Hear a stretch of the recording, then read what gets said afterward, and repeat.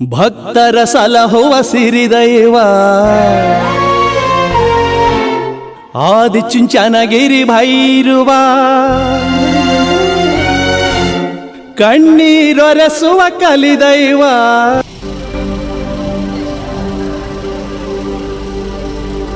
ನಮಃ ಶಿವಾಭ್ಯಾಂ ನವಯೌವನಾಭ್ಯಾಂ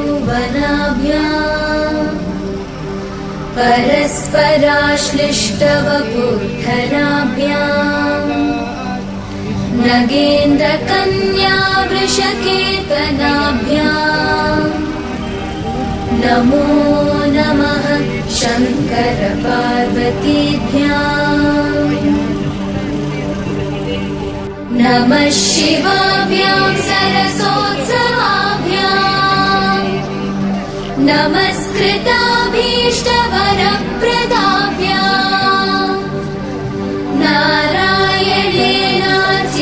नारायणेनार्चितपादुकाभ्यां नमो नमः शङ्करपार्वतीभ्यां नमः शिवाभ्यां वृषवाहनाभ्यां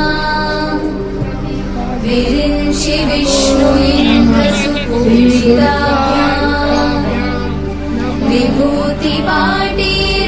विभूतिपाटीरविलेपनाभ्यां नमो नमः शङ्करपार्वतीभ्यां नमः शिवाभ्यां जगदीश्वराभ्यां जगत्पतिभ्यां जय विग्रहाभ्यां जम्भारिमुख्यैरभिवन्दिताभ्यां नमो नमः शङ्करपार्वतीभ्यां नमः शिवाभ्यां परमौषधाभ्यां पञ्चाक्षरी पञ्चरञ्जिताभ्यां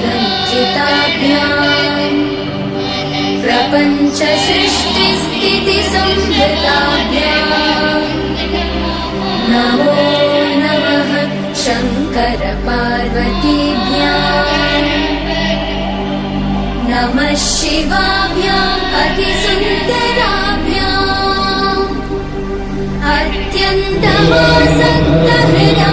अत्यन्तमासक्तहृदम्बुजाभ्याम् अशेषलोकैकहितङ्कराभ्याम् नमो नमः शङ्करपार्वतीभ्यां नमः शिवाभ्यां कलिनाशनाभ्यां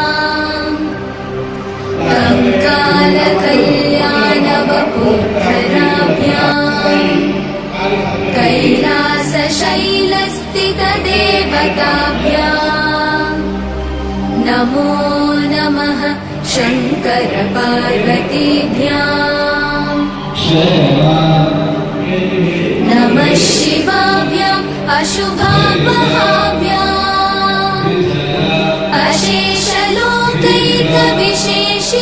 अशेषलोकैकविशेषिताभ्याम् अकुण्ठिताभ्यां स्मृतिसंहृताभ्यां नमो नमः शङ्करपार्वतीभ्यां नमः शिवाभ्यां व्रतवाहनाभ्यां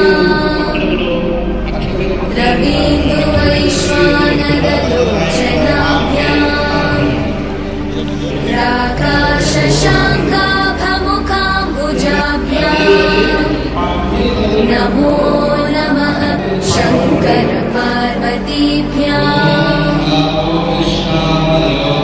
नमः शिवाभ्यां जटिलन्धराभ्यां जरावृत्तिभ्यां च विवर्जिताभ्यां जनार्दनाब्जोद्भवपूजिताभ्यां नमो नमः शङ्करपार्वतीभ्यां नमः शिवाभ्यां विषमेक्षणाभ्यां बिल्वच्छदामल्लिकदामभृत्यां शोभावती शान्तवतीश्वराभ्यां